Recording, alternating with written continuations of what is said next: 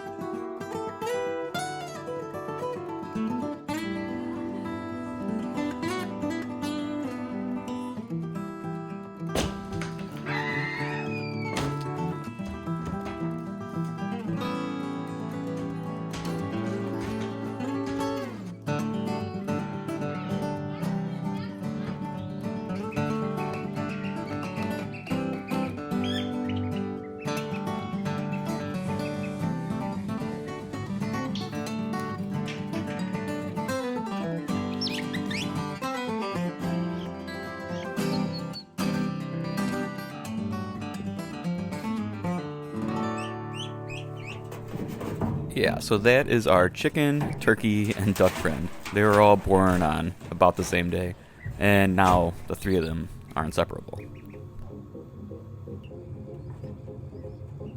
And then, thanks to my parents watching the farm, we were able to escape down to Disney, which was insane and a lot of fun.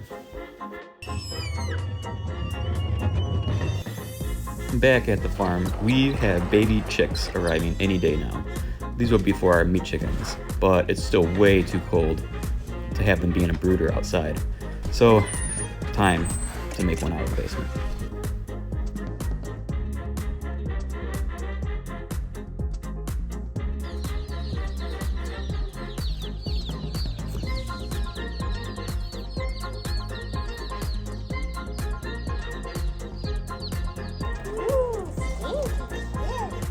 And we had a couple little barn cats arrive to our farm. They kind of arrived a little stinky, so they needed a bath.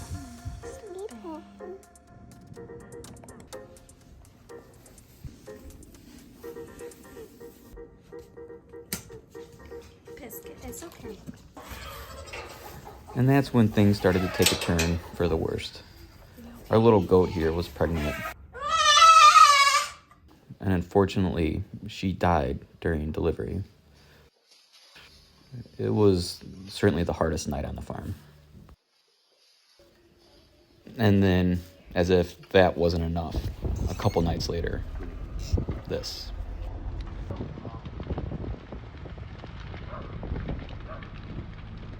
The whole barn's on fire.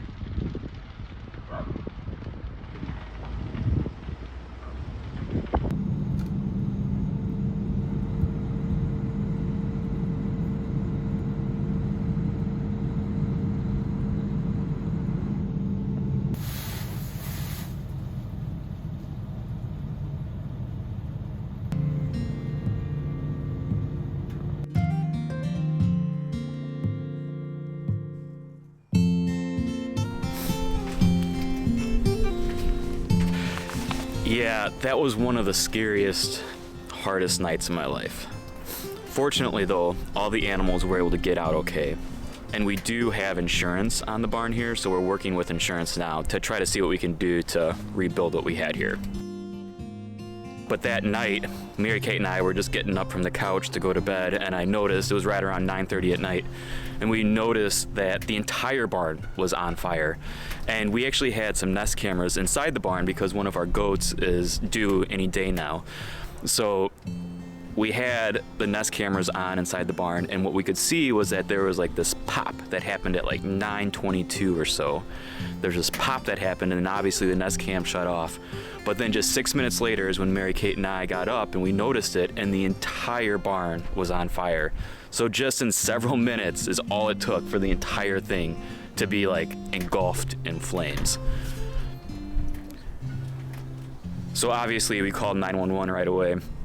And they came, and the firemen came really quickly, and I gotta tell you, I have this whole new respect for firemen, so thank you guys for what you guys do. But you know, we still don't know what caused the fire in the first place, which is a little bit, like, kind of hard because I can't help but to, like, blame myself for what happened. I mean, it was just, like, a few weeks ago that we had a little fire scare in the chicken coop, and now this happened. You know,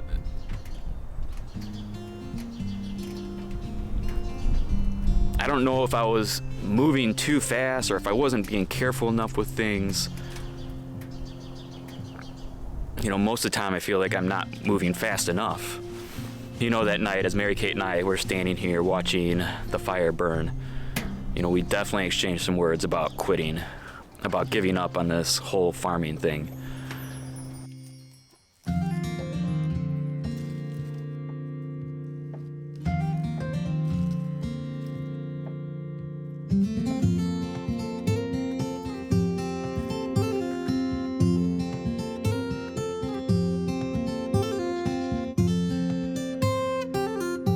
You know, before moving to the farm, we knew that failing as farmers was a possible outcome.